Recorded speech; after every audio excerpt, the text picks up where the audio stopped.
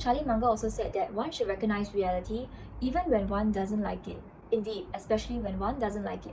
Hi everyone, welcome back to my channel, and if you're new here, my name is Tess and I make videos here on YouTube sharing about the books that I read and topics relating to personal finance, investing and self-development.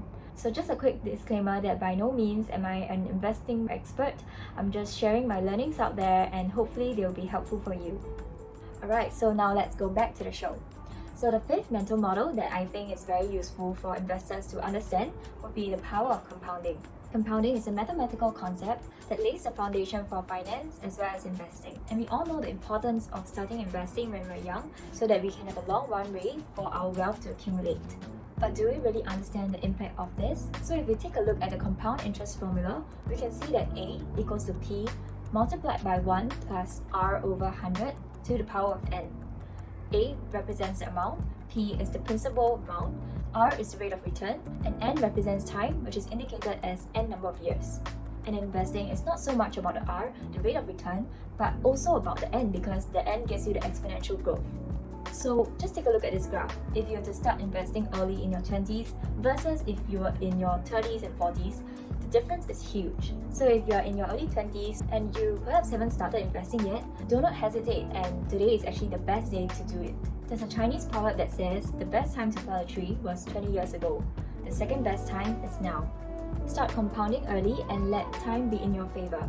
Also, do not interrupt the power of compounding unnecessarily by withdrawing your money out of the stock market just because the price goes down. Be patient and you'll reap the rewards from compounding. The sixth mental model is inversion. So I actually first heard about this concept of inversion when I read Charlie Munger's books. And when I first learned about it, I was like, wow, this concept is so powerful and it can be applied not just to investing, but also your everyday life. So what is inversion exactly? It's basically just flipping the question around. Flip the question around and you'll get a better perspective of your problem. So for example, in investing, when you just start out, you might ask yourself, how can I actually make the best returns in the shortest amount of time?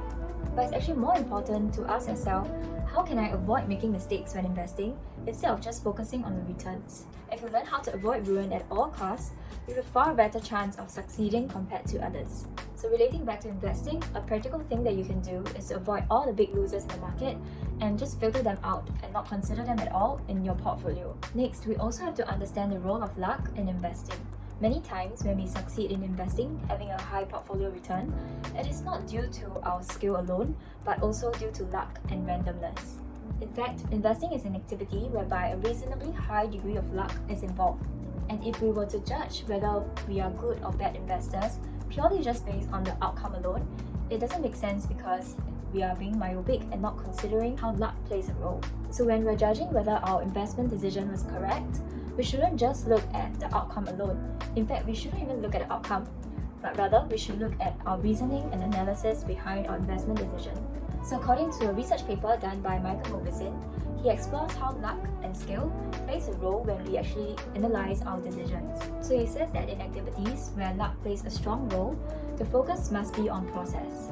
A good process can sometimes lead to a bad outcome, and a bad process can lead to a good outcome. Since a good process offers the highest probability of a good outcome over time, the focus should be on having a good process. Do bear that in mind when you're actually looking at your own investment portfolio.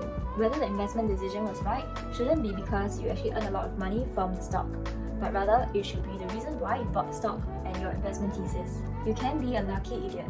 So the last mental model would be to crush your cherished beliefs. To become a good investor, one must learn how to be flexible in their thinking. So when the facts change, your ideas and your beliefs must change, no matter how strongly you hold on to them. Did you know Charles Darwin actually said that we must strive to crush our cherished beliefs? So he has an interesting method for this. Whenever he finds new evidence that contradicts his previous beliefs, he will write it down immediately within the first 30 minutes. Because he knows that if he doesn't write it down, his mind will start to reject the new evidence that doesn't support his strong beliefs. Charlie Munger also said that one should recognize reality even when one doesn't like it. Indeed, especially when one doesn't like it. So you can see from these two examples that the world's most successful people, they actually change their mind and they don't stick with their beliefs 100% of the time. So this applies to us as well. Never fall in love with a stock and never fall in love with a CEO. When investing, take your emotions out of the picture and be prepared to actually change your mind when the facts change. So here's a quick recap of the 8 mental models that we have discussed. First, know the difference between price and value. Practice second-order thinking and think differently from the crowd. Establish your circle of competence and, more importantly, the boundaries of the circle. Bear in mind the concept of margin of safety as well as the power of compounding in investing. When judging your investment decisions, do invert the question and flip it around to gain a better perspective. Appreciate the role of luck in investing and know the difference between luck and skill. Lastly, be prepared to crush your most cherished beliefs and change your idea when the facts change. So these are the top 8 mental models that I think are useful for investors, and hopefully you've learned a thing or two from this video. If you enjoyed this video, do give it a thumbs up and share it with your friends who might find it helpful. Thanks for watching, and I'll see you in the next video. So when it comes to making decisions, including investment related decisions, always invert.